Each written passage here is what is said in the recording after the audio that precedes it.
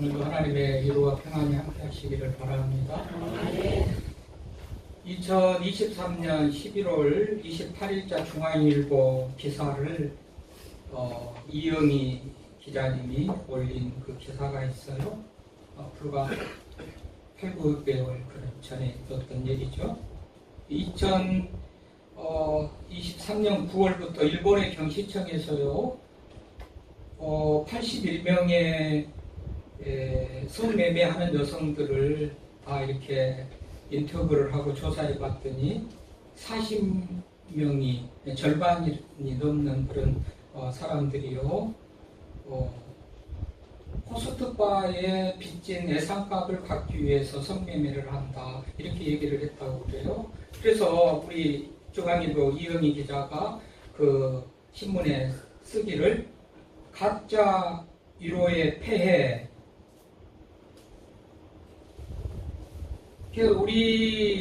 우리나라에서 있었던 게 아니고 일본에서 있었던 얘기인데, 일본 여성들이 이 호스트파를 그렇게 찾는가 봐요. 이 호스트파라는 거는 남성 접대부가 있는 술집이죠. 호스트바, 호스트 클럽 이렇게 불리는가 본데요. 여성들이 무슨 불만이 있는지, 어떤 호기심이 있는지 여성들이 여기를 찾아간다는 겁니다. 그러면 그 호스트들이 정말 멋있네요, 매력적이네요, 정말 좋아하고 싶네요, 이런 얘기가 그 여성들의 마음을 호감을 사게 하고 마음을 빼앗기게 한다는 거죠. 한마디로 이 말이 뭐냐, 가짜 위로가 이 여성들을 이렇게 어려운 상황으로 만들어 간다는 거예요. 가짜 위로.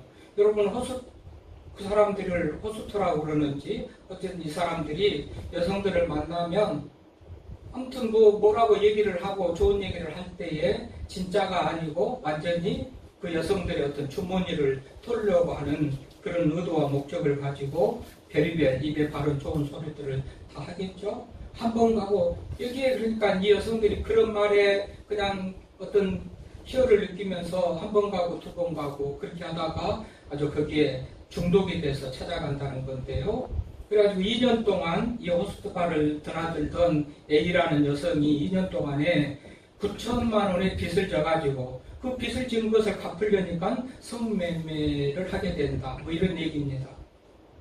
그런 의미에서 정말 사람들은 가짜 위로라도, 정말 내 주머니를 털어가려고 하는 그런 가짜 위로라도 받고 싶어하는 그런 심정, 그런 마음들이 이 시대를 살아가는 사람들의 마음이구나, 이런 생각을 해보게 됩니다. 그런 의미에서 우리 모두가 정말 위로의 갈증을 느끼고 살아가지는 않는가, 그만큼 마음의 아픔과 상처가 많다라는 그런 증거가 되겠는데요. 오직하면 가짜 위로라도, 그것이 가짜 위로인 줄 알면서도 거기를 찾아가서 헤어나지 못하는 그런 사람들, 이런 것들이 걸어서 정말로 현대인들의 위기 중에 위기, 이것이 바로 어떤 심정이 치료받지 못한 마음의 아픔이 많은 이런 것들이 현대인들을 크게 괴롭게 하고 힘들게 하는 것이다, 사회학자들이 이런 보고를 하고 있습니다. 힘이 없는 사람들은 힘이 있는 권력으로부터 시달리고 학대를 받기도 하고, 학생은 학생들로 학업에 치여가지고 짐이 되는 그런 상황을 겪으면서, 실력이 좀 처지는 학생들은 학교에서, 가정에서, 사회에서 또 여러 가지 마음의 상처를 받고 살아가는 그 현실, 그 시대를 지금 우리가 살아가고 있다. 왜 이렇게 위로와 갈증을 느낄 정도로 마음의 아픔과 상처가 많고 이런 위로를 필요로 할까? 여러분, 개인주의가 심해질수록, 세상은 갈수록 개인주의가 심해지죠. 개인주의라는 것은 뭐죠? 남은 몰라요, 남은 없어요, 나밖에 몰라요, 내가 중심이고 나만 있어요. 이게 심해지니까 다른 사람이 아프든지 상처를 받든지 나만 편하고 나만 좋으면 그뿐이고, 말 한마디 뱉고 행동 하나 하는 것도 남에게 신경 안 쓰고 나 좋을 대로 내 편리대로만 하다 보니까 나 말고 다른 사람은 다 다 이런 아픔과 상처를 겪는다라는 사실이에요.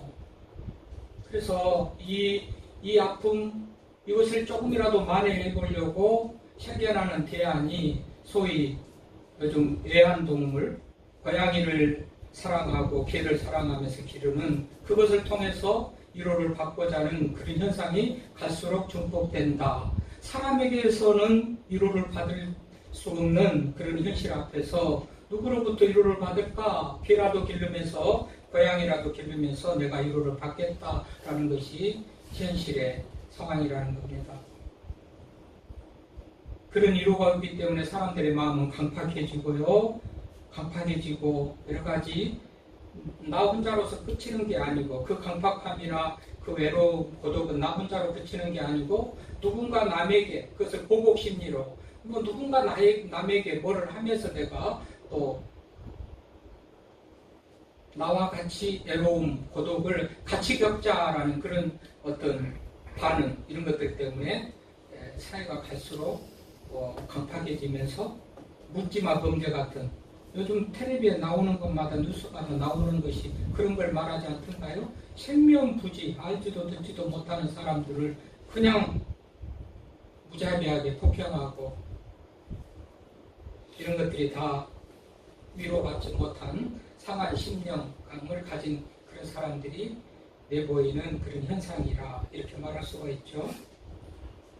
그런 세상 속에서 우리가 오직 기대할 것 사람들을 통해서 주어지는 가짜 위로 말고 진짜 위로. 오늘 사도 바울의 말씀에 의하면 하나님이 우리의 위로자가 되시고 예수 그리스도가 우리의 위로자가 되신다.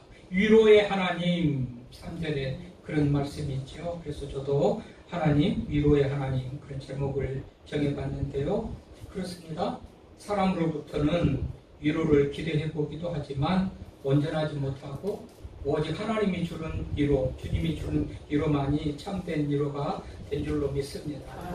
위로라는 말은 헬라어로 보면 파라켈라오라는 그런 단어예요. 파라켈라오, 격려하고 또 용기를 북돋아주고 위안을 주는 그런 것을 위로, 파라클레오라고 그러는데요. 예수님께서 오신 목적도 그거죠. 절망하고 죄로 말미암아 살 소망을 잃어버리고 절망하고 낙심하는 자들을 죄의 문제를 해결하고 산 소망을 갖게 하시기 위해서 예수님이 오셔서 참된 위로자가 되셨지 않습니까? 그런 의미에서 우리가 오늘 말씀을 통해서 상한 심령들이 위로를 받고 소망을 가지고 나갔으면 좋겠습니다. 오늘 읽었던 본문에 보니까 9번이나 위로라는 말이 등장을 하고 있죠. 이렇게 짧은 구절 안에 몇 구절 되지 않는 말씀 앞에서 위로라는 말이 9번이나 나오고 있다. 이런 상황을 좀 설명해 보자면 고린도 후서잖아요. 고린도 전서가 있잖아요. 사도 바울은 예수님의 은혜를 체험한 다음 예수님의 사랑을 깨닫는 다음 복음을 증거함에 있어서 혼신의 힘을 다했죠. 핍박, 별의별 폭력, 핍박, 죽음의 위기를 넘기면서 이 복음을 전했잖아요. 어렵게 고린도 교회를 세웠잖아요. 다른 지역보다도 특별히 고린도 교회는 더 복음이 전파되기가 어려운 지역이었어요. 아덴, 고린도, 이 지역이 고린도지는 철학이 발달하고요. 세상 학문이 발달하고, 이 고린도 지역은 상업지역이고 또 항구도시고 교통이 많고 여러 가지 하여튼 그 복음을 전하기에 어려운 그런 지역인데 온갖 고난을 견뎌가면서 복음을 전했어요. 그리고 바울은 언제나 한 곳에 머물면서 목회하지 않았죠. 이곳 저곳을 다니면서 교회를 세우고 교회가 세워지면 또 다른 곳으로 옮겨서 교회를 세우고 그러지 않습니까? 그래서 고린도 교회가 이제 이만큼 하면 됐다 싶어서 다른 데로 갔지 않겠어요? 근데 멀리서 들려오는 소식을 보니까 고린도 교회가 완전히 타락했다, 변질됐다, 진리를 떠났다, 가슴 아픈 소식을 듣죠. 그래서 고린도전서 편지를 보내게 된 거예요. 그래서 첫 번째 편지 전서예요. 그러면 안 된다. 그러면 안 된다. 말씀대로 살아라. 내가 가르친 대로 살아라. 이런 소식이 들리는데 이거는 안 됐으니 이렇게 해라. 이런 소식이 들리는데 이거는 문제다. 그렇게 하면 안 된다. 우리 수요일 날마다 지금 교회는 교회 갱신해 두고 교회 문제 있는 교회 이런 것들을 바꿔야 됩니다. 지난 수요일에 거린도교회 분쟁에 대해서 교회 안에 분쟁이 있으면 안 된다 말씀을 나눴죠. 거린도교회 가장 문제인 분쟁부터 해가지고 우상 숭배의 문제, 음란의 문제, 교인들 간의 소송의 문제, 뭐 결혼의 문제, 이혼의 문제, 다양한 문제들이 많은 상황을 바울이 듣고 그러면 안 된다고 편지를 보낸 것이 고린도전서거든요. 그래서 어느 정도 괜찮아진 것 같이 나아진 것 같은 그런 소식을 듣면서 이제는 됐다. 나도 한번 직접 가서 보겠다 했지만 기회가 잘 안 돼가지고 어려운 때에 여전히 또 변질되는 그런 모습 앞에서 고린도 후서 두 번째 편지를 쓰게 되는 그런 상황 가운데서 바울이 오늘 위로의 말을 하는 거예요. 자, 목숨 걸고 복음을 전했습니다. 교회를 세웠습니다. 그야말로 육체적인 고난 정도가 아니고 생명의 위협을 느끼면서 매를 맞으면서 복음을 전했을 때 그 교회가 어려운 상황에 처했었다고 할 때 바울의 입장에서는 그야말로 절망하고 하늘이 무너지는 것 같은 그런 소식이었겠죠. 하나님께서 위로를 주시고 또 우리 하나님께서 힘을 주시고 내가 다 한다. 그래도 절망하지 말고 낙심하지 말고 다시 시작을 해라. 뭐 이런 이 격려의 말을 듣고 또 여전히 복음을 전하는 중에 내가 위로를 받았고 위로를 받았기 때문에 내가 너희들을 위로할 수가 있고 내가 고난을 많이 받았기 때문에 고난받는 너희들을 위로할 수가 있다. 이런 취지의 말을 지금 고린도후서를 시작하면서 그렇게 하는 거예요. 그럼 그런 의미에서 바울이 말하는 대로 위로의 하나님만이 우리의 위로자가 되는데요. 여러분 욥기 잘 알죠? 욥이라는 사람 알잖아요. 욥. 동방의 의인이고 하나님을 경외하고 철저하게 믿음으로 살았던 그런 욥인데 사단과 하나님 사이의 어떤 시험의 테스트 그 과정으로 욥이 굉장히 어려움을 겪죠. 자녀들이 다 잃고 재산을 다 잃고 불타고 그야말로 하루아침에 망가지잖아요.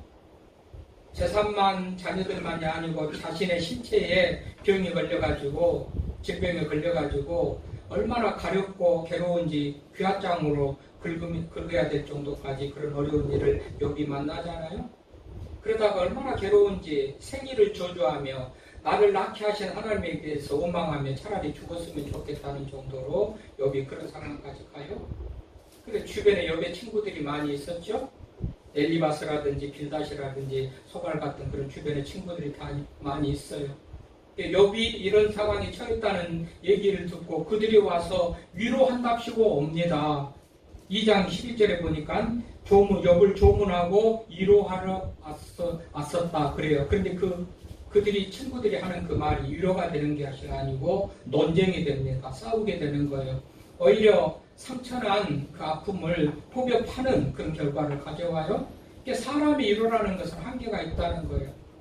어떤 의도와 목적을 가지고 내가 너를 그렇게 사랑해, 내가 힘이 되어줄게 옆에서 뭐 하는 것 같지만 결국은 자기의 어떤 목적을 달성하기 위한 이익을 목적으로 하는 그런 위로일 가능성이 많고 오늘 욥의 친구들도 보면 그런 결과를 가져와요. 그래서 토마스 캠피스라는 유명한 고대의 신학자가 있어요. 그분은 이렇게 말합니다. 주여 내가 위로 얻기 위하여 바라거니와 생각할 수 있는 것이 무엇이든지 간에 나는 그것을 이 세상에 기대하지 않고 하나님께 기대합니다. 라는 그런 말을 합니다. 여러분 이북에서 내려온 사람들이 신앙이 좋다네요. 99%가 예수를 믿고 믿되 철저하게 믿는다고 그래요. 그러면 그 이북에서부터 조상들이 믿음이 전수되어가지고 이들이 잘 믿는가 보다 처음에는 그렇게 오해를 하고 착각을 했는데요. 그게 아니래요. 그분들이 어떻게든지 탈북을 해가지고 남한에 내려와가지고 기대하는 것은 이웃 친구들, 이웃에 사는 사람들, 주민들, 그런 사람들이죠. 이웃에 있는 사람들. 그들이 나에게 어떤 도움이라도 줄까 그렇게 기대를 하는데요. 처음에는 친절한 것 같고 그렇지만 대부분 그 이웃들에게 사기를 당한대요. 그래서 실망을 안겨준대요. 그리고 술 먹고 방황하면서 정말 탈북을 원망하는 것 같은 그런 상황까지도 간대요. 그러다가 무언가를 믿고 의지해야 되는데 사람으로서는 믿고 기대할 것이 없으니 믿을 것은 하나님밖에 없다. 그러고 믿게 되다 보니까 탈북하는 그 북한 우리 동포들이 예수를 믿게 된다고 그래요. 뭘 얘기합니까? 그래 사람은 그렇게 실망을 주고 아픔을 주고 사기를 치고 그런다는 것 아니겠어요? 실질적으로 누가복음 19장에 보면 삭개오라는 사람이 나오죠. 세리장이죠. 여러분 세리 삭개오는 주민들에게는 이웃들에게는 그야말로 왕따 당하잖아요. 사람 취급도 안 하고 모멸감을 주고. 그런데 삭개오의 마음은 얼마나 상처가 크겠습니까? 마음이 아프겠죠.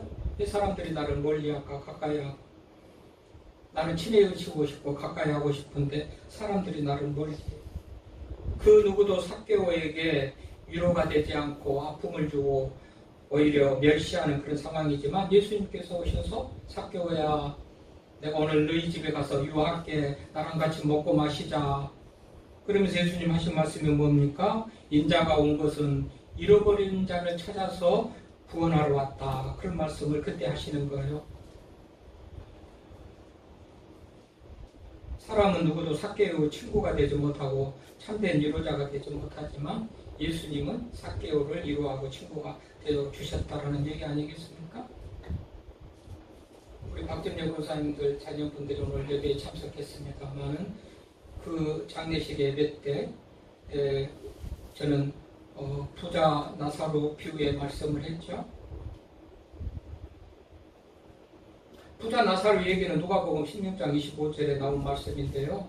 부자는 날마다 호의호식 합니다. 잘 먹고 잘 살아요. 그런데 거지는 부자 대문 앞에서 음식 찌꺼기를 먹고 연명하는 그런 형태의 모습을 살아가고 있죠. 인생은 유한한 것이고 하나님의 정하신 뜻에 따라서 한 번 죽은 것은 정해진 이치니까 부자도 죽고 나사로도 죽습니다. 죽어서 봤더니 거지는 아브라함의 품에 안겨서 아주 행복한 그런 순간을 보내고 있고 부자는 괴로운 그런 고통 중에 있잖아요. 부자가 아브라함에게 부탁해서 이 괴로움을 좀 없애달라고 그렇게 말하지만 아브라함이 그때 하는 말입니다. 이것을 기억하라. 이제 나사로는 여기서 위로를 받고 너는 괴로움을 받느니라. 하나님의 품 안에서 온전히 위로를 받고 있는 그 나사로를 누가복음 16장 25절에서 그렇게 얘기를 하고 있어요. 하나님의 품, 하나님만이 영원한 위로를 주시는 분이다. 이런 사실을 기억하자는 겁니다. 오늘 바울이 그걸 말하고 있는 거예요. 사람으로서는 위로를 받을 수가 없지만 하나님은 우리 위로자가 된다.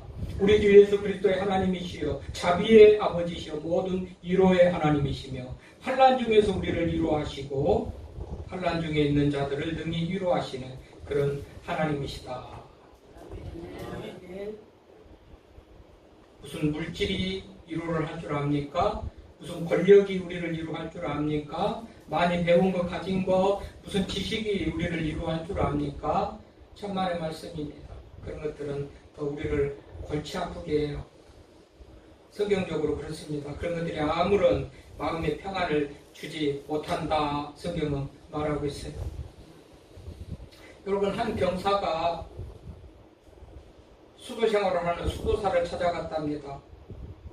그 병사도 많은 죄를 지었나 봐요. 그리고 어느 날 복음을 들었는지 무슨 다른 사람의 삶의 모습을 보면서 이렇게 살아서는 안 되겠다고 깨달았는지 철저하게 회개를 하고 자기의 살아온 삶에 대해서 회개를 하고 그리고 마음의 평안과 이 확신을 얻기 위해서 수도사를 찾아가가지고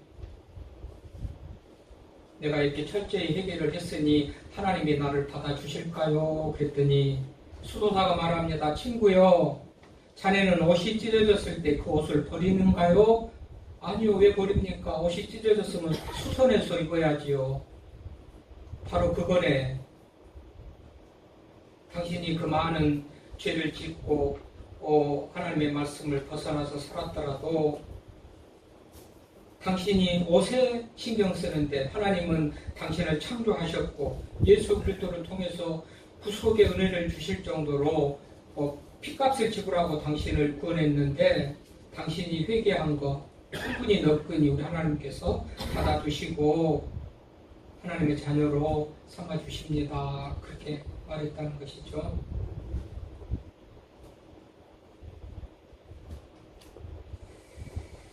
돈이 찢어져도 돈이기 때문에 피치를 해서 테프를 발라가지고 그 돈을 더러 씁니다. 가치가 그대로 있잖아요. 좀 허물어지고 찢어졌더라도 말이죠. 다시 원위치로 복구를 하면 그 가치가 그대로 쓰여지지 않습니까? 우리가 하나님의 형상대로 창조했다고 그러잖아요. 하나님이 사람을 창조할 때 우리가 우리의 모양대로 사람을 만들고 하나님이 창조했다고 우리는 신앙을 고백합니다. 나의 창조주, 나의 구원주. 하나님이 나를 창조하셨어요. 하나님이 창조하시고 예수 그리스도의 그 보혈의 피로 우리를 사시고 죄를 해결하셨는데 우리 하나님이 우리를 얼마나 사랑하실까요?